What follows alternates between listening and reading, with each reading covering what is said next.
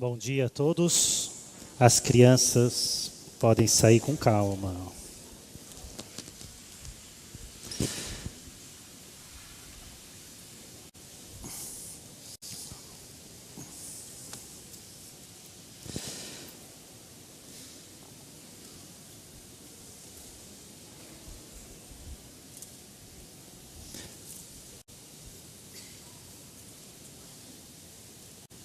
Bom dia, irmãos e amigos. Que a graça de Jesus esteja com você, comigo, com todos nós. Essa semana aqui na nossa região tem tido notícias muito ruins, notícias tristes. Como, por exemplo, saber que crianças estão morrendo aqui na ilha de Marajó por causa que contraíram o vírus da raiva humana através de morcegos. Crianças tão pequenininhas e famílias desoladas.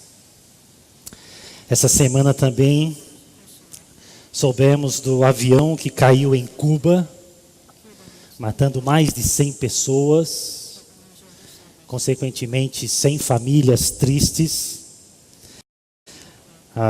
Notícias estão sendo vinculadas que nesse voo tinha 10 pastores com suas esposas. Algumas notícias falam 15, mas enfim, tinha irmãos nossos também nesse avião. Muito triste. Nos Estados Unidos, um adolescente de 17 anos, mais uma vez, entra na escola e mata 10 alunos. Lá em Israel, um conflito com palestinos e dezenas de mortos. São notícias que infelizmente existem no nosso mundo. E semana após semana a gente ouve notícias desse tipo. Eu não sei, talvez você seja como eu gosto de diariamente ler notícias e às vezes ver notícias. E confesso que às vezes fico bem desanimado. Desanimado e perturbado. Perturbado porque perguntas surgem, como os profetas e os salmistas fazem, sobre a soberania de Deus, sobre a providência de Deus, sobre o cuidado de Deus. Quando falamos de problemas lá, caiu um avião em Cuba, ou lá em Israel, é mais difícil quando o problema bate à nossa porta, porque aí fica pessoal, aí fica mais real. E aí o desânimo pode se instalar em nosso coração. Enfim, notícias ruins estão em todos os lugares. E para você não entrar num estado de desânimo, abatimento, ira, revolta, murmuração, o desafio é termos uma visão equilibrada, balanceada do sofrimento. E não é fácil. Principalmente quando nós estamos sofrendo. Mas não estamos sozinhos. Deus nos ilumina o entendimento através da sua palavra. E a sua palavra nos ajuda a ter essa concepção equilibrada sobre o sofrimento. Creio que a primeira coisa que devemos dizer a respeito do sofrimento é que o sofrimento é uma coisa ruim. O sofrimento é ruim. Não é uma notícia boa. Um avião que cai com mais de 100 pessoas. Essa é a primeira verdade que a Bíblia nos ensina. Nós moramos num mundo sofredor. A Bíblia, de Gênesis a Apocalipse, fala isso. Nós habitamos num mundo sofredor. Nessa história da redenção, que a Bíblia nos mostra, que vai de Gênesis ao Apocalipse, um dos temas dessa história da redenção é o sofrimento. Com exceção dos 2 primeiros capítulos da Bíblia, A partir de Gênesis 3, o sofrimento entra na humanidade e não saiu mais. E por todo o decorrer da história da redenção, o sofrimento está presente. O sofrimento é um tema da história da redenção. É a história de pecadores sofredores que habitam no mundo sofredor. E que aguardam, ou já recebeu a presença de um Salvador sofredor. Conforme Isaías, esse Salvador é um homem de dores, Jesus Cristo.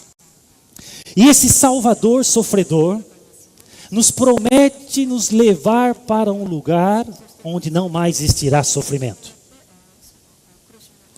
Já é Apocalipse. Os 2 últimos capítulos de Apocalipse. De modo que a Bíblia, essa história da redenção, que é a história da humanidade, começa sem pecado e portanto, sem sofrimento, mas também terminará do triunfo desse Salvador sofredor, e ele eliminará o sofrimento, mostrando que o sofrimento é ruim, ele será vencido. A verdade de Gênesis e Apocalipse é que o sofrimento tem um início, e ele domina, mas ele não persistirá para sempre. Todo sofrimento é por enquanto, por causa do Salvador sofredor. E não só nós sofremos, como toda a criação sofre. O apóstolo Paulo diz que em Romanos 8, toda a criação geme, expressão de dor. E Paulo fala que nós também gememos, e estamos aguardando a redenção. E mais do que isso, o próprio Deus sofre. Logo no início, a gente vê Deus expulsando Adão e Eva do jardim, é sofrimento. Logo aquela família que queria ser feliz para sempre, vê um filho matando outro filho. E o sofrimento domina sobre a face da terra, e lá em Gênesis 6 diz o texto que isto cortou o coração do Senhor. É o sofrimento de Deus. E Jesus é aquele que veio sofrer para promover a redenção. Mas assim como os 2 primeiros livros, os 2 primeiros capítulos começam sem sofrimento, sem pecado, também os 2 últimos capítulos da Bíblia têm ausência de pecado e ausência de sofrimento. É a restauração de todas as coisas. Então Deus vai eliminar o sofrimento. O sofrimento é ruim. Essa é a primeira verdade. Não nos alegramos com ele, não são notícias boas essas dessa semana. Mas também precisamos olhar para as Escrituras e perceber outra verdade. Precisamos dizer também que o sofrimento é uma coisa boa, por estranho que pareça. Esse é o equilíbrio. Essa é a concepção balanceada que as próprias Escrituras nos mostram. Que o sofrimento, por mais ruim que seja, nas mãos de Deus, o sofrimento pode ser algo bom, muito bom. Ele transforma o mal em bem. Na minha vida e na sua vida. Se pendermos para um lado, estaremos desequilibrados e, portanto, teremos prejuízo. Deste modo, é como observou esse escritor, a aflição por si mesma, ela não santifica. Ela cansa e angustia, deprime e seduz. Por si mesmo, o sofrimento, a dor é ruim. E pode nos levar cada vez mais para o fundo do poço. Numa espiral descendente que começa com sofrimento, com raiva, com ira, com murmuração, revolta, angústia, depressão, e num clímax pode ser até suicídio. O que infelizmente acontece muito. Mas, essa é a notícia ruim. Porém, A presença de Deus e o uso que Ele faz dela, à medida que a relaciona com a nossa vida como um todo, é que torna a adversidade benéfica. Essa é uma verdade, por toda a Escritura. Essa é a teologia da graça desconfortável, que temos desde Gênesis 3. O sofrimento é ruim, mas Deus é ativo, Deus intervém na nossa história. E aquilo que José diz, no meio de sofrimento, Deus transformou o mal em bem em minha vida. Precisamos aprender a colocar nas mãos de Deus. Esse é o desafio. Porque provações são pedagógicas nas mãos de Deus. Em nossas mãos são opressoras. Tiago capítulo 1, você pode abrir a sua Bíblia comigo ou acompanhar aqui na projeção, apesar que eu incentivo você sempre trazer a sua Bíblia e confirmar na sua Bíblia se de fato é assim.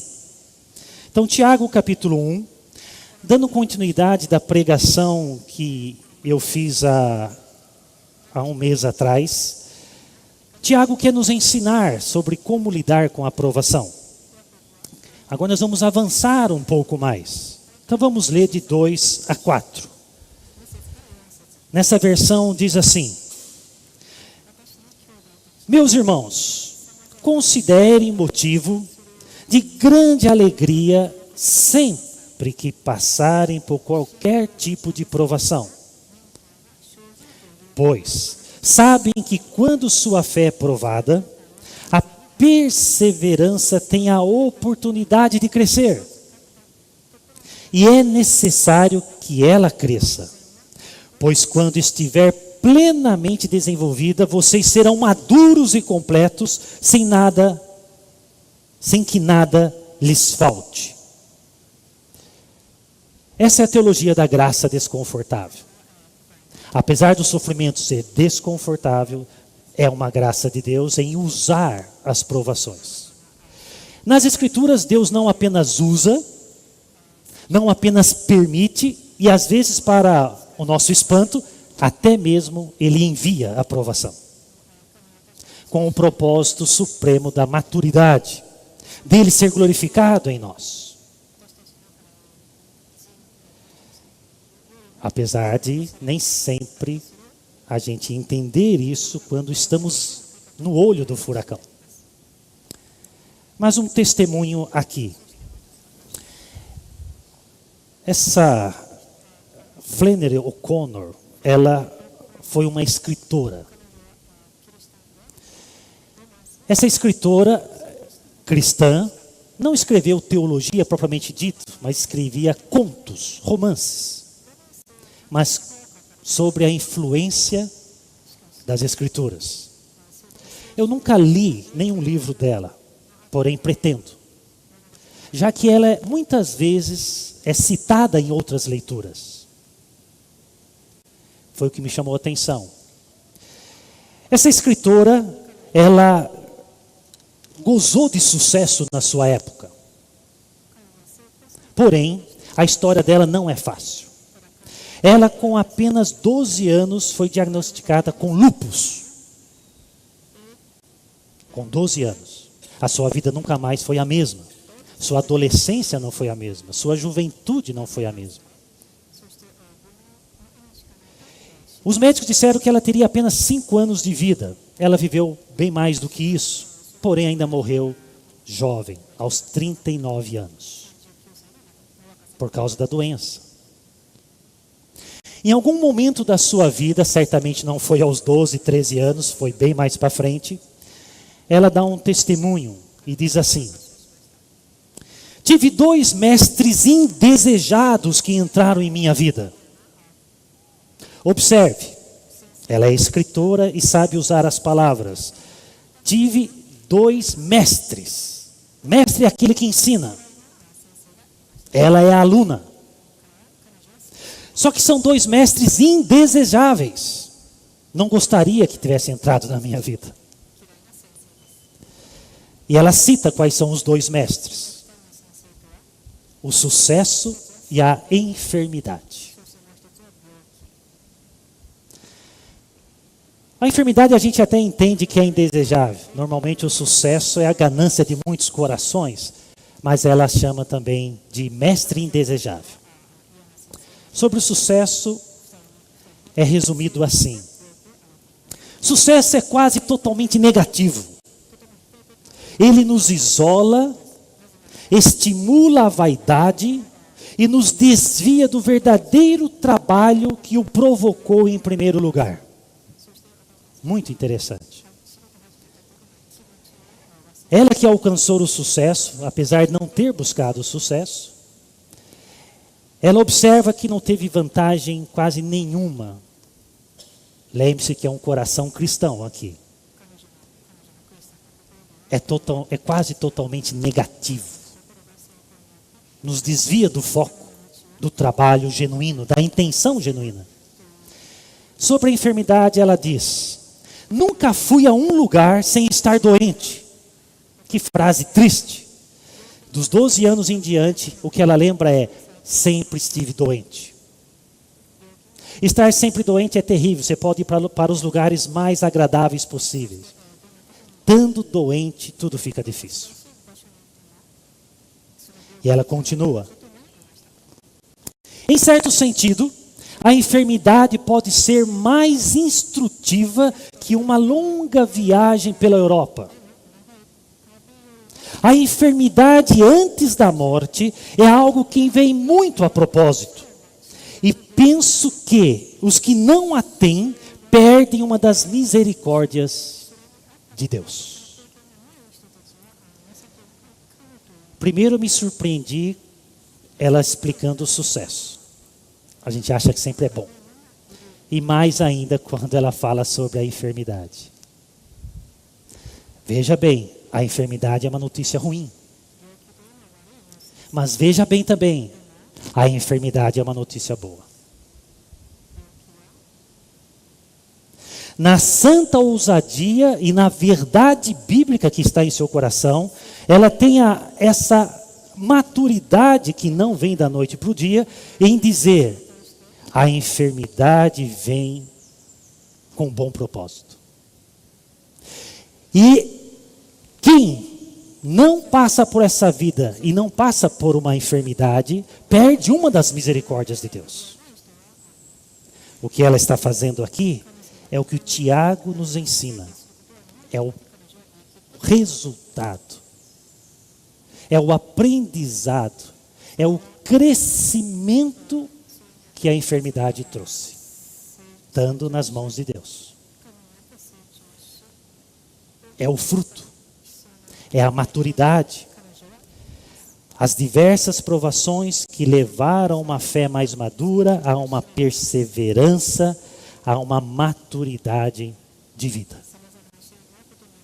Que no caso o sucesso não lhe trouxe, mas a enfermidade sim. Essa maturidade que Tiago quer nos ensinar. Que em vez da revolta, da murmuração, crescimento. Maturidade.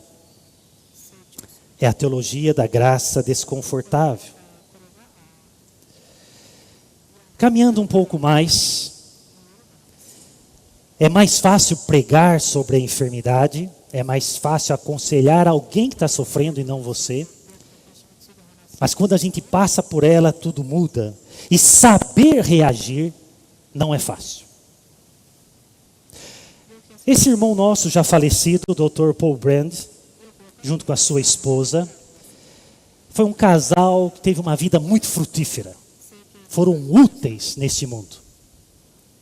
Ele, filho de missionários na Índia, e ele dedicou boa parte da sua vida na Índia, falando do Evangelho e usando a medicina. Ele viu muito sofrimento, porque é um país que tem muita pobreza, e é um país que tem as suas castas, e ali ele trabalhou com aquela casta mais baixa, pobres, miseráveis, e especialmente ele trabalhou com pessoas que sofriam de hanseníase, a lepra. Então esse homem passou algumas décadas vendo muito sofrimento. E ele, como médico na área da ortopedia, ele se especializou em reconstruir mãos, os tendões. Criou técnicas avançadas para isso. Ele ajudou muito aquele povo. Dedicou sua vida ali e a sua esposa também doutora. Então dedicou à causa de Cristo e a uma boa obra de ajudar pessoas. Já no final da sua vida, ele que é americano, eles voltaram para os Estados Unidos. Na parte final da vida, eles viveram nos Estados Unidos. E olha o que ele observa. Nos Estados Unidos, descobriu uma sociedade que evita o sofrimento a todo e qualquer custo. Ele sabe o que é sofrimento, ele é americano, ele pode falar. No capítulo do livro, a ideia de que é uma sociedade que tem como idolatria o entretenimento. É o país do entretenimento, mas não sabe lidar com a dor. No comentário dele. Todo o esforço é para se livrar do sofrimento e não crescer com ele. Ele continua. Os doentes vivem no nível de conforto bem maior do que quaisquer outros pacientes que eu tivesse tratado antes. Ele observou isso. Muito mais estrutura. Muito mais acesso a uma medicina de ponta. De um conforto. No entanto, pareceu bem menos preparados para lidar com o sofrimento. Certamente ele está observando murmurações, reclamações, desânimos, abatimentos, talvez revolta nesses pacientes. Para quem saiu da Índia e para quem foi para os Estados Unidos. Mas eu não sei se são só os norte-americanos, creio que o nosso coração é assim. Lidar com o conforto qualquer um pode, o mais incrédulo, o mais ateu. Tudo bem quando está bem, mas a questão é saber lidar quando nada está bem. Qual é a atitude do coração? Qual é o procedimento, as reações? E aí Tiago entra em cena mais uma vez. E aqui nesses primeiros versículos, lembrando que Tiago, os seus leitores, conforme o versículo 1, as 12 tribos dispersas entre as nações, muitos sugerem que os leitores de Tiago, que é uma epístola universal, não foi escrita nem para uma pessoa específica, nem para uma igreja específica, aos judeus cristãos dispersos pelo Império Romano. E provavelmente o contexto é perseguição. Pelo fato de serem cristãos, dentro de uma cultura anti-Deus, você já vai ter problemas. E mais ainda por causa de perseguição contra a fé. Alguns teólogos sugerem que esses leitores da carta de Tiago são aqueles que fugiram de Jerusalém quando a perseguição começou, lá em Atos 8. Jerusalém ficou vazia de cristãos, porque todos fugiram por causa da perseguição, onde Paulo foi o cabeça. Então o contexto é sim de perseguição, de desconforto e sofrimento. E nesses primeiros versículos, Tiago quer encorajar os seus leitores, quer auxiliá-los como um verdadeiro pastor às suas ovelhas. E Tiago aqui, irmãos, ele vai pedir duas atitudes de seus irmãos. Logo no versículo 3, versículo 2, ele diz: irmãos, considerem motivo de grande alegria. Primeira atitude, alegria. E a segunda atitude no versículo 5. Se alguém de vocês tem falta de sabedoria para lidar com as provações, peça a Deus. Quais são as duas atitudes? Alegria e sabedoria.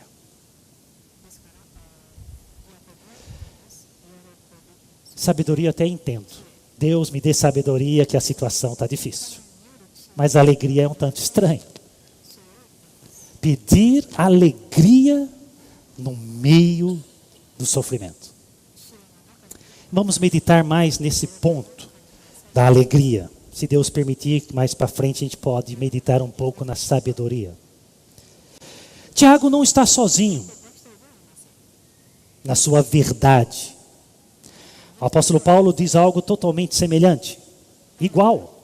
Também, lá em Romanos 5, também nos alegramos ao enfrentar dificuldades e provações, pois sabemos que contribui para desenvolvermos esperança, perseverança. Seus leitores são outros, mas a verdade é a mesma, é a palavra do Senhor. Não só Tiago, Paulo, Pedro diz assim: portanto, alegrem-se com isso, ainda que agora, por algum tempo, vocês precisem suportar muitas provações. Elas mostrarão que sua fé é autêntica. E ele continua falando sobre isso. Está bem claro que eles estão olhando para a provação na perspectiva do que Deus pode fazer através dela. Não é para se alegrar, porque ninguém se alegra com o sofrimento em si mesmo. Mas ele nas mãos de Deus trará motivo de alegria, porque Deus produzirá frutos na minha e na sua vida, como o testemunho da escritora O'Connor. Então eles estão em harmonia, 3 escritores, mas o mesmo Espírito Santo inspirando as escrituras. O resultado do que Deus está fazendo é bom, modelando o nosso caráter, produzindo maturidade, tirando o nosso amor pelo mundo e fazendo com que a gente olhe mais para a eternidade, quebrando nossos ídolos, o nosso egocentrismo. Enquanto tem uma teologia por aí que fala: pare de sofrer, vamos nos livrar do sofrimento. Sofrimento é maldição, sofrimento é desgraça, sofrimento é falta de fé. Os autores bíblicos estão dizendo: Deus vai usar o sofrimento. Não murmure, não reclame, não é falta de fé ter sofrimento, ter problemas. É verdade que alguns sofrimentos nós mesmos causamos, outros causam contra nós, somos alvo. Mas não é se livre do sofrimento, não é um pare de sofrer aqui e agora. É o crescimento, é a maturidade. Não existe santo sem cicatriz. E se você almeja ser santo, e se você almeja viver para a glória de Deus, nós vamos precisar aprender que as provações devem produzir alegria. Por mais estranho que pareça falar em alegria. Mas é assim mesmo. As Escrituras têm uma lógica que não é a nossa. A lógica do reino de Deus é estranha aos ouvidos do mundo, mas não pode ser estranha aos ouvidos dos cristãos. Por isso que Tiago, Paulo, Pedro estão nos instruindo para termos uma fé madura. E é claro que aqui nós estamos ouvindo a pregação, lendo, mas a melhor escola é quando experimentamos. Mas precisaremos lembrar da verdade bíblica. Quando estivermos no escuro, nas trevas, precisamos lembrar o que aprendemos quando estávamos na luz. E sem dúvida nenhuma, que muitos de nós estamos passando por alguma provação exatamente agora. Como diz o pastor A.W. Tozer, um cristão verdadeiro é uma pessoa estranha em todos os sentidos. É aquilo que Paulo diz em 1 Coríntios capítulo 1, né? A loucura de Deus é mais sábia do que a sabedoria dos homens. Essa loucura, essa lógica estranha, não é a lógica popular. ele comenta assim, o cristão, ele sente um amor supremo por alguém que ele nunca viu.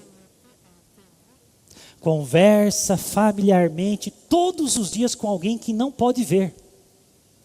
Espera ir para um céu pelos méritos de outro. Interessante, mas é isso mesmo. Esvazia-se para que possa estar cheio. Admite estar errado para que possa ser declarado certo. Desce para que possa ir para o alto. É mais forte quando ele é mais fraco. É mais rico quando é mais pobre. Mais feliz quando se sente o pior. Ele morre para que possa viver. Renuncia para que possa ter. Doa para que possa manter. Vê o invisível, ouve o inaudível e conhece o que excede todo o entendimento. É por isso que eu gosto de ler Tozer. Essa é a estranha lógica.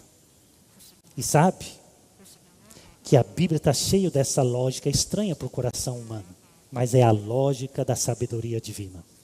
O líder é o servo, o último é o primeiro, o maior é o menor, o pobre é o mais rico, o que chora é o bem-aventurado. O que perde é o que ganha, o que morre é o que vive. Quando sou fraco, é que sou forte. Dar é melhor que receber. E Tiago, junto com Pedro, com Paulo, nos dá mais uma lógica. Se alegre, mais uma lógica estranha. Se alegre nas provações. O desafio de ensinar e pregar as Escrituras é que você precisa primeiro tentar aprender para poder ensinar. E você fica fazendo perguntas que antes não fazia. E principalmente quando você vive uma tribulação. Se alegrar nas provações. Olha como Tiago começa a sua carta consolando e exortando, fortalecendo os irmãos. Ele começa pedindo alegria. É como observou um ex-professor nosso, comentando Tiago, atitude correta frente às provações é nos regozijarmos em vista do resultado determinado por Deus, perseverança e maturidade. O que Deus, acima de Tiago, o que Deus espera de nós, os cristãos? Regozijo, sempre olhando para o resultado. Não é murmuração, não é ira, não é revolta. Essa é a teologia da graça desconfortável. O que acontece não é agradável, mas existe graça aí.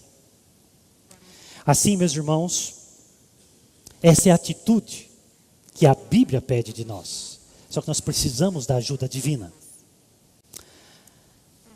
O escritor Tim Keller, usando a ilustração da forja, da bigorna, do martelo, ele diz assim: qualquer objeto, se colocado de maneira adequada na forja, a altas temperaturas, pode ser moldado, refinado, purificado e até mesmo embelezado.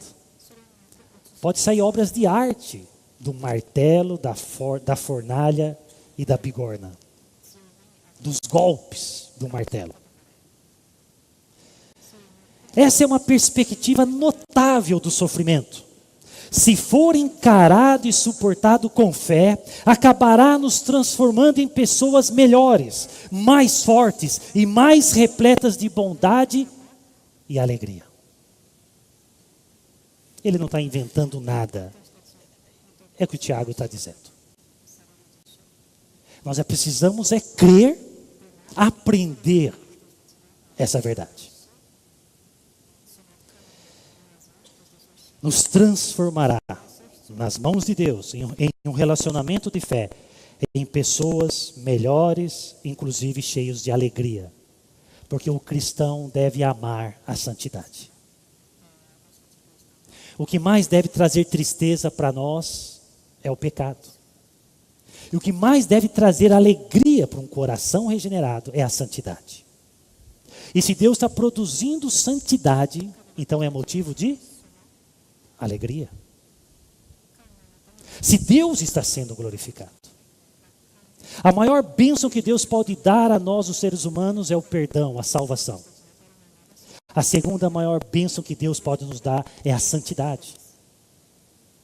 Salvação é um ato externo a nós, é na cruz, é a obra 100% de Cristo. Já a santidade é uma obra interna, dentro de nós. É em nós e conosco. Participamos dela. Precisamos de fé, precisamos buscar o Senhor, a sua palavra, a oração. E essa santidade é bênção do Senhor. E Ele vai usar, por amor a você e a mim, todos os meios para te dar a santidade. Inclusive, provações. Mas temos que fazer essa pergunta. Mas o que é alegria na perspectiva bíblica? Às vezes nós nos frustramos porque temos conceitos errados. Às vezes esperamos de Deus o que Ele não prometeu. E aí vem decepção com Deus. Mas o que está errado é a expectativa. Precisamos ver o que Deus prometeu. Precisamos entender como Deus age na sua palavra, em nosso coração, para assim esperarmos e termos expectativas corretas. O que é a alegria bíblica? Tiago não propõe aqui nesses versículos. Ele apenas pede. Alegrem-se. Eu coloquei essa imagem aí porque a perspectiva cultural, mundana, sem Cristo, é a perspectiva do pular de cordas. É diversão. Essa é a perspectiva da alegria. Alegria é diversão. Então, primeira observação é o que a alegria bíblica não é. A alegria bíblica não é euforia. Euforia vem e vai. Euforia, drogas podem dar. Por isso que milhões consomem. Euforia, o álcool pode dar. Por isso que milhões consomem. Videogame pode dar. Uma partida de futebol pode dar. Mas basta acabar o efeito que não tem mais alegria. Alegria não é euforia. Alegria não é divertimento. Você pode ir, se divertir, mas você vai ter que voltar. Você vai ter que ficar sozinho. É interessante ver aí, às vezes na televisão, pessoas que participam de alguma terapia, de alguma diversão. Normalmente se diz assim, é gostoso porque a gente esquece dos problemas. Tá bom, mas é um engodo. O problema ainda está lá. Ah, eu vou beber ou eu vou ao cinema para esquecer do problema. O problema continua. Você terá, a sessão do cinema vai acabar. Então a alegria cristã não é euforia e nem diversão. Pode ter o seu valor ali e aqui, mas é muito frágil. Alegria cristã não é um tudo vai muito bem. Nessa vida, nós temos o hábito, é comum, como vai, tudo bem. Não existe tudo bem na face da terra. Porque onde tem o pecado, as coisas não vão bem. Moramos num mundo quebrado. O meu coração está quebrado. Estamos num projeto de restauração. Também a alegria não é condição de conforto. Então, se eu ter aquela casa, aquela TV, se eu tiver aquele sofá, se eu tiver aquele carro, se eu tiver, eu terei alegria. Mentira. Você vai ter e vai perceber que ainda não tem. Por isso que suicídio é muito comum em países de primeiro mundo. Não preenche. Alegria não é sensação agradável. E não é acontecimentos agradáveis. Como se diz, é um acontecimento. Vem e vai. A alegria bíblica é mais profunda. A alegria bíblica nos propõe a deixarmos essa perspectiva infantil para a profundidade do que Tiago, junto com Pedro, Paulo, querem nos dar.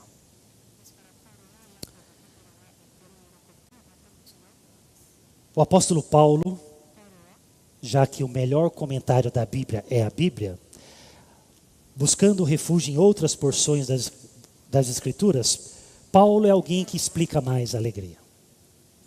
Especialmente na carta aos Filipenses. Na carta aos Filipenses, a alegria é coisa séria. É coisa séria. Ali, numa carta curta, ele, entre substantivo e o verbo alegrar-se, alegria e alegrar-se, ele cita 16 vezes.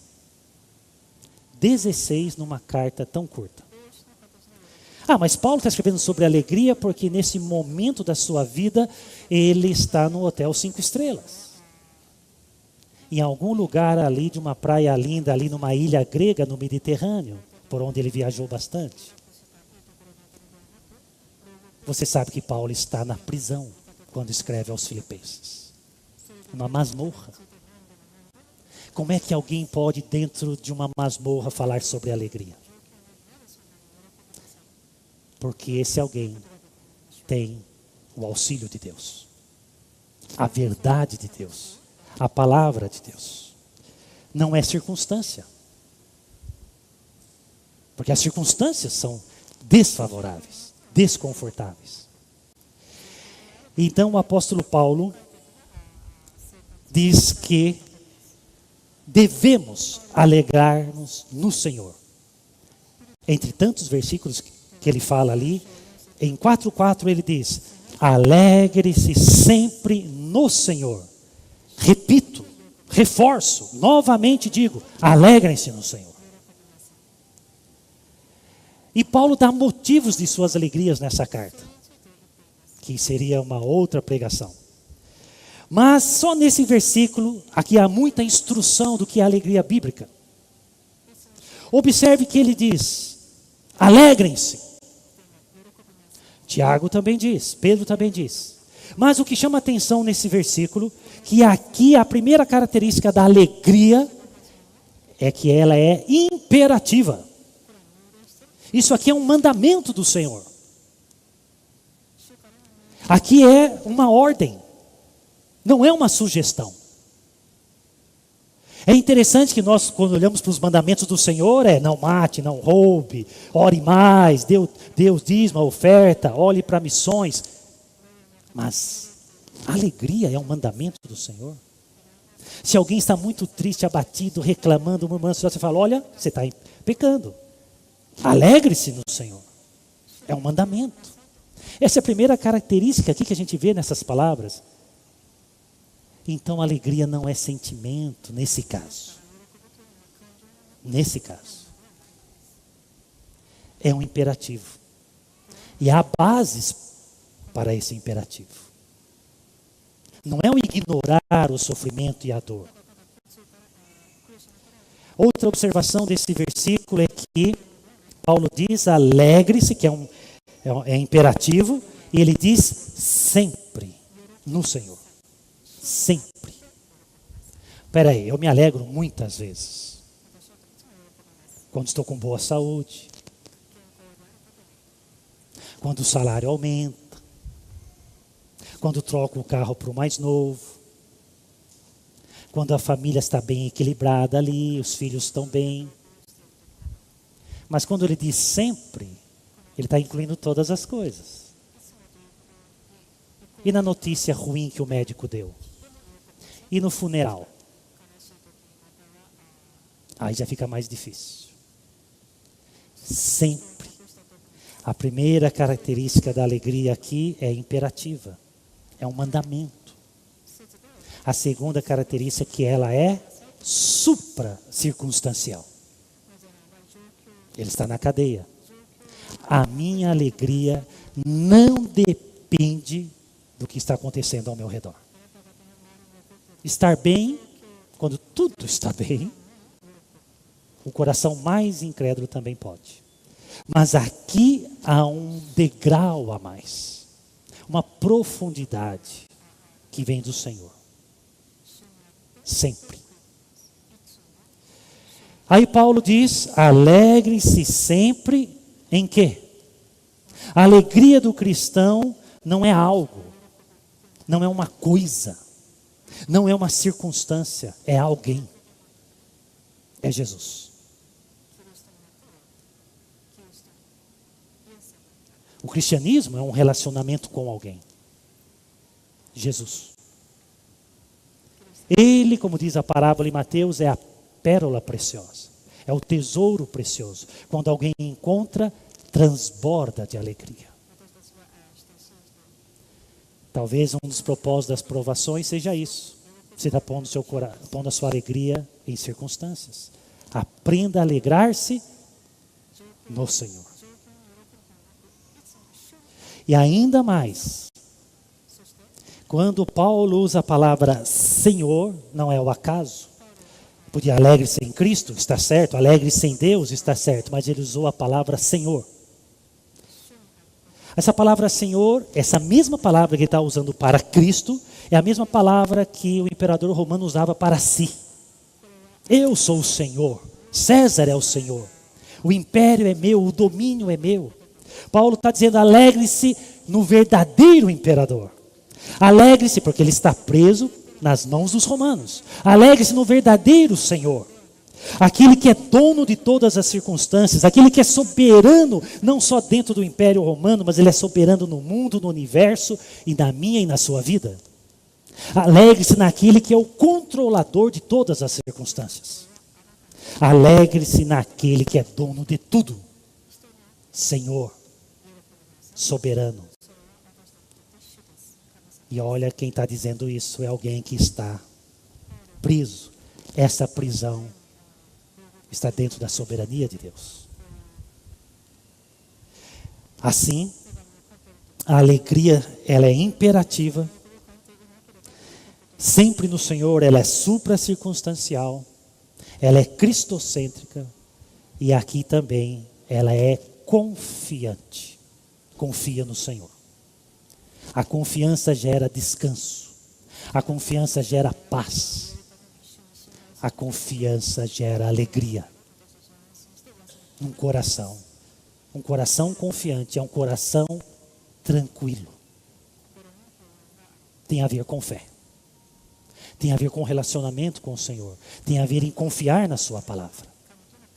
Não é circunstância. Como observa, comentando inclusive essa passagem, esse escritor diz assim: o apóstolo Paulo ensina que Deus dá poder a seu povo para que adquira essa importante virtude cristã. O contentamento em qualquer situação na qual Deus o colocar. Porque na continuação do capítulo 4, ele fala que aprendeu a viver em toda e qualquer situação. A estar alegre em toda e qualquer situação. Então, Deus dá poder. Capacita o seu povo a ter alegria. Porque isso não vem de um coração, do nosso coração. Isso vem de Deus, da sua palavra. Vem do Espírito Santo, porque a alegria também é fruto do Espírito Santo. É obra divina, que Deus quer nos dar. Continuando o comentário, a alegria, a inseparável companheira do contentamento, é fruto da confiança de que Deus está sempre no controle. O coração alegre reconhece e se deleita na soberania de Deus. Alegre-se sempre no soberano, no Senhor. Onde Ele sempre está no controle, então eu sempre me alegro. É um conforto saber que Deus é soberano.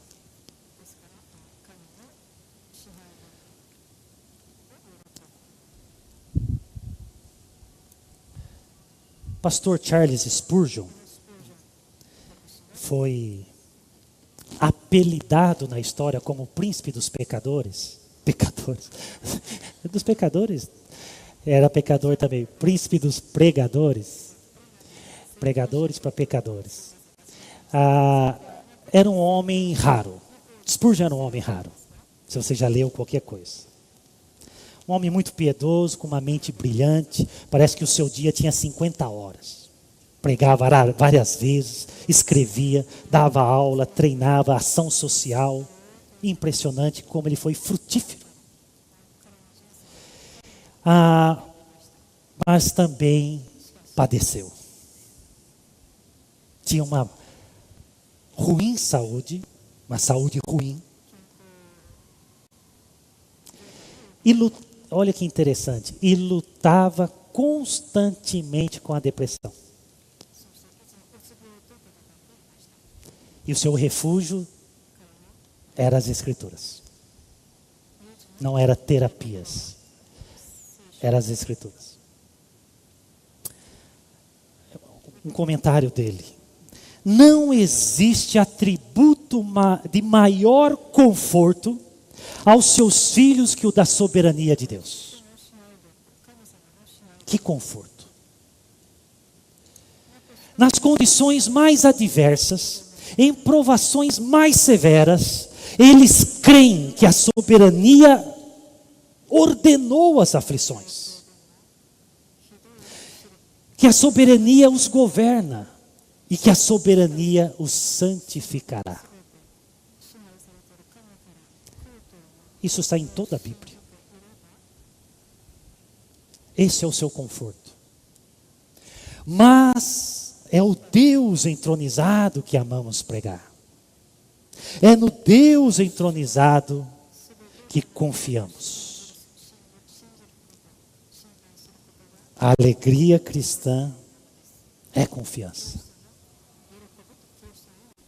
A alegria cristã, ela é imperativa, ela é supra-circunstancial, ela é cristocêntrica e ela é confiante.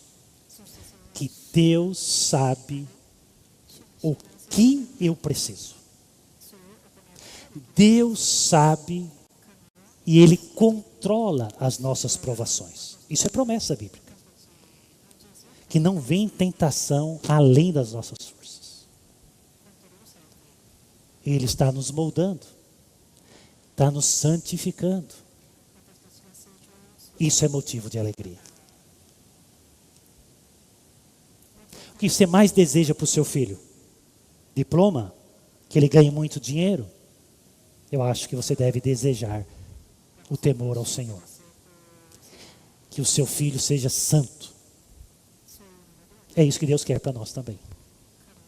Exatamente isso.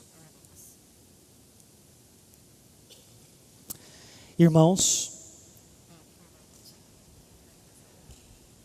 a Bíblia nem sempre, a maioria das vezes não, ela não define as coisas para nós. A teologia sistemática juntando os versículos que ajuda a definir. Mas eu fui caçar, eu fui atrás, eu podia tentar produzir, mas como sou incapaz, de produzir uma definição de alegria cristã. Baseada, obviamente, nas Escrituras. E eu encontrei essa que achei muito apropriado. E encontrei no livro O Segredo do Contentamento, o qual eu recomendo para a sua vida. O autor define assim a alegria cristã. Alegria refere-se a um estado de satisfação, não uma circunstância, que ocorre tipicamente nas Escrituras, quando há o reconhecimento de que Deus está no controle. Não importa a situação. Então, a gente vê que se encaixa com as Escrituras. Deus está no controle, por mais que a minha sensação seja de descontrole. Por isso que não é sensação, é fé, é confiança. Porque a provação não é confortável, ela não é psicologicamente agradável, mas aí que entra a confiança, a fé. Então Deus está no controle, a satisfação de saber disso. Continua. Alegria não é uma felicidade meramente superficial, ou momentânea. É algo muito mais profundo. O coração alegre é um coração contente, pois reconhece e tem prazer no poder soberano e na vontade providencial de Deus. Esse é o coração alegre, essa é a alegria cristã. Reconhece, confia, crê. A reação tem prazer. Ele é o Senhor. Ele é soberano. E Ele providencia todas as coisas para eu passar por isso, para me ensinar, para me fazer crescer, para não deixar que minha natureza pecaminosa cresça, em vez de obras da carne, fruto do Espírito. E um deles é a alegria. Quando reconhecemos que Deus está no controle, descansamos. Muitos anos atrás, eu estava numa igreja.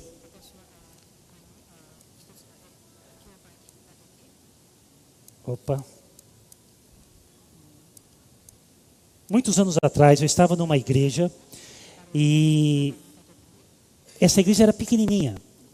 E durante o culto, o pastor tinha um hábito de convidar aqueles que tinham pedido de oração para vir à frente, do lado esquerdo do púlpito. Então, quem tem um pedido de oração, por favor, venha aqui, fique em pé. Os demais, escolham um desses irmãos e ore por ele durante a semana. Ele está pedindo oração, passando por problemas.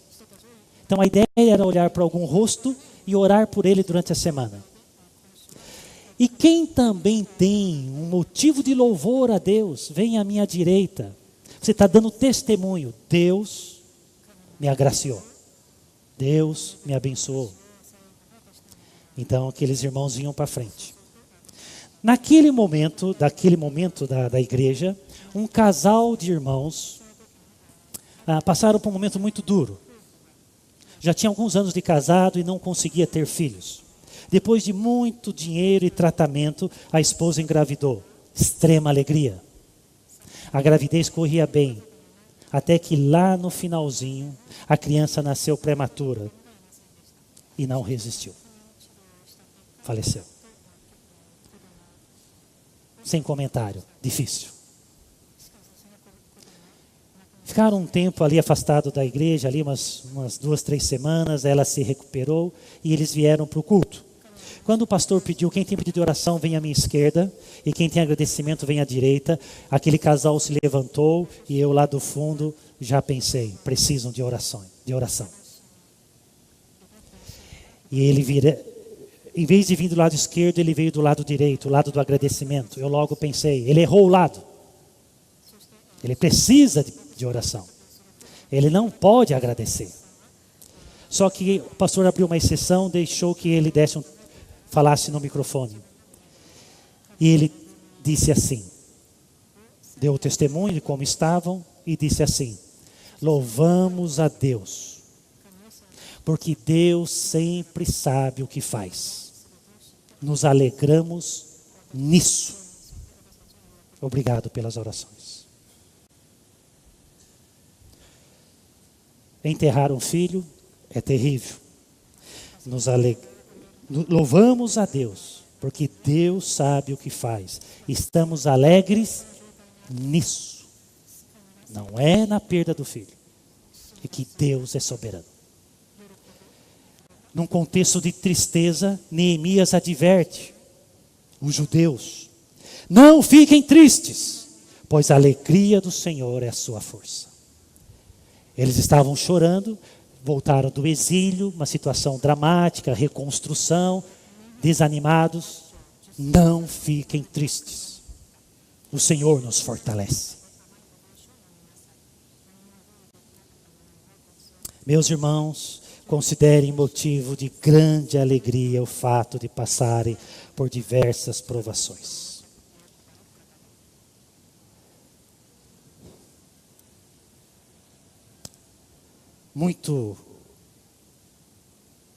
Muito me impactou essa frase, que até me levou a pedir perdão a Deus. Adoração não é apenas fazer o que agrada a Deus, mas também agradar-se do que Deus faz.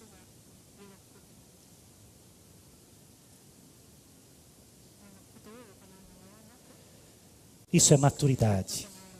Isso é alegria cristã. Isso é alegria supra-circunstância, cristocêntrica, confiante. Não vamos ler agora, mas Davi, quando Betseba, fruto de um adultério, ficou grávida, e Deus disse: irei discipliná-lo. E seu filho adoece. Davi passa a noite inteira de joelho clamando: Deus, cura o meu filho. E o filho morreu. Davi se levanta, toma um banho e vai ao templo adorar ao Senhor. Essa é a fé cristã, a alegria cristã. Agradar-se do que Deus faz, mesmo sem entender. Deus não tem o dever de explicar tudo e nem temos capacidade para entender tudo. Mas somos chamados a confiar. Agradar-se do que Deus faz. Deus, em sua sabedoria e soberania, transformará a sua dor em bênção, em alegria. Deus faz que, através de lágrimas, a gente enxergue melhor. No dia a dia, precisamos nos agarrar nessas verdades. Que Deus transforma o meu mal em bem, inclusive os nossos pecados. Pode incluir os seus pecados também. As suas falhas, os seus erros. Caminhando para a conclusão. Ano passado eu preguei sobre morte e esperança. E eu citei essa irmã nossa, Mariana, que está com o Senhor. O que eu compartilhei na época que foi o testemunho da mãe e o testemunho dela nos seus últimos dias. Um testemunho de fé, de esperança. O que eu quero compartilhar é um outro aspecto. É o testemunho que deram a respeito dela. E esse testemunho, ela lutando com câncer, com apenas 27 anos, e foi piorando e piorando até que faleceu. A família toda cristã. Eu fui um dos talvez de centenas de pessoas que orou por eles, por elas, pela família. A enfermeira que cuidou dela nos últimos dias disse o seguinte: Mariana em nenhum momento a vi reclamar. Em tudo ela falava com Deus e aceitava sua soberana vontade.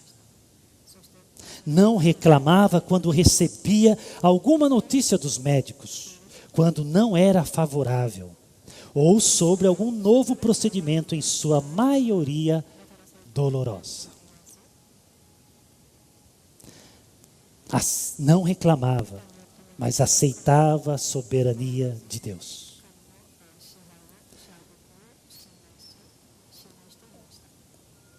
Essa é a fé madura.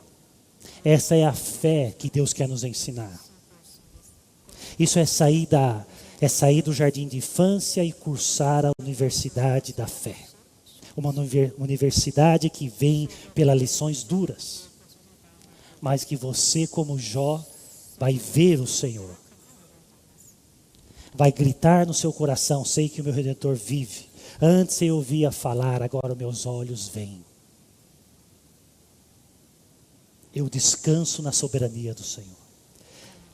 Isso gera até testemunho. Testemunho.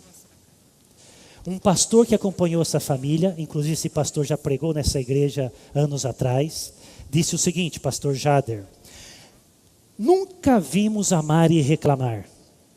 Nunca vimos sua família reclamando. Seguiam todos eles trabalhando pela causa de Cristo, entre cirurgias, internações, medicações e noites insones. O natural de um coração é reclamar, é se revoltar. Perder um filho com 27 anos, perder a juventude, tem uma vida pela frente. Na verdade, vida é o que ela está desfrutando agora com o Senhor. Testemunho. Inclusive, um dos propósitos das nossas tribulações é para testemunho. Desde que estejamos confiantes no Senhor.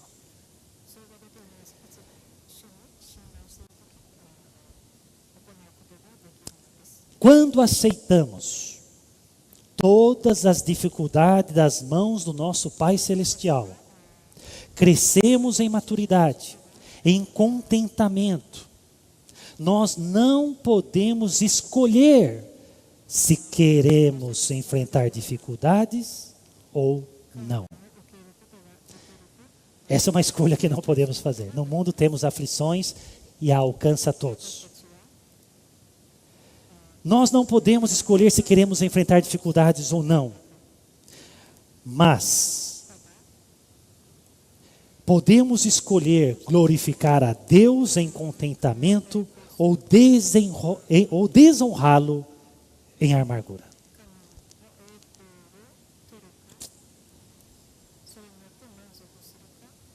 O testemunho de que citei aqui, daquele casal com o bebê, Mariana, da escritora, eles aprenderam e honraram ao Senhor no meio das crises, no meio do sofrimento.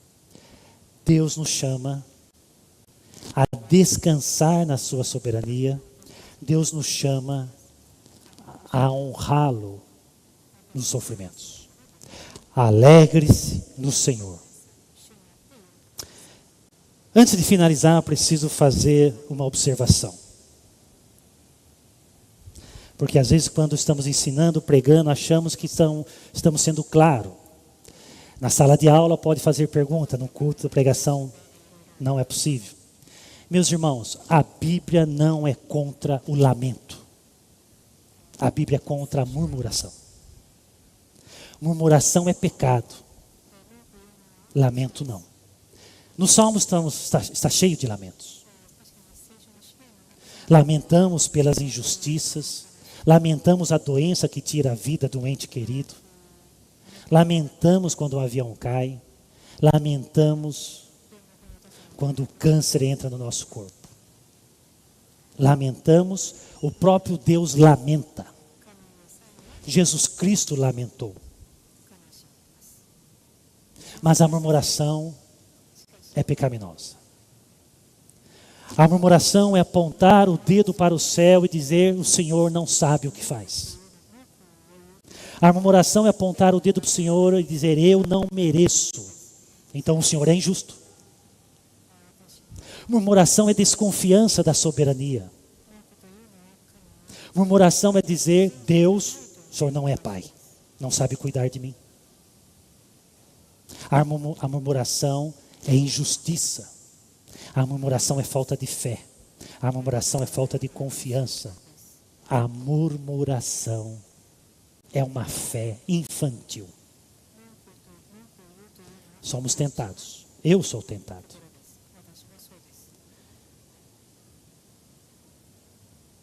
O lamento sim, a murmuração não.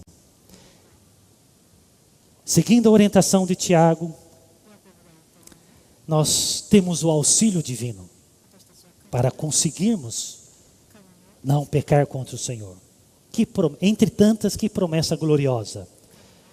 Nosso sumo sacerdote entende nossas fraquezas, pois enfrentou as mesmas tentações que nós, mas nunca pecou. Assim aproximemo-nos com toda confiança no trono da graça, onde receberemos misericórdia e encontraremos graça para nos ajudar quando for preciso. Que promessa! Não estamos sozinhos. Ele nos ajuda a ter essa atitude. Podemos nos aproximar do trono da graça, soberania benevolente. Trono da graça. E ali receberemos misericórdia. Graça que nos auxilia. Graça que nos ajuda a render graças, mesmo no meio da tribulação. Então, irmãos, consideremos motivo de grande alegria sempre que eu e você passarmos por provações. Alegre-se no Senhor. O Senhor nos fortalece. Vamos orar.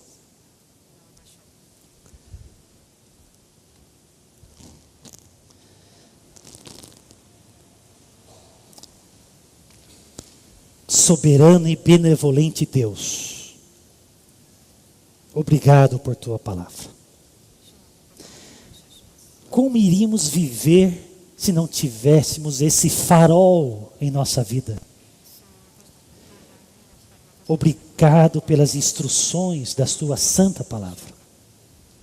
Obrigado pelo Espírito Santo que nos auxilia. Obrigado pelo acesso ao trono da graça. Obrigado pelo seu auxílio. Obrigado por ser um Deus pessoal. Obrigado por produzir do ruim o que é bom, produzir do mal o bem. Obrigado por me fazer crescer, amar mais o céu e menos a terra, ter santidade em vez de carnalidade. Obrigado até mesmo por tua disciplina, pela restauração, pelo consolo da tua palavra e do teu Santo Espírito. Na tua misericórdia, ó Deus, tenha paciência conosco. Nos ajude na nossa pequena fé. E livra-nos de uma fé infantil. Nos ajude, ó Deus, nos alegrarmos no Senhor em toda e qualquer circunstância. Obrigado. Em nome de Jesus. Amém.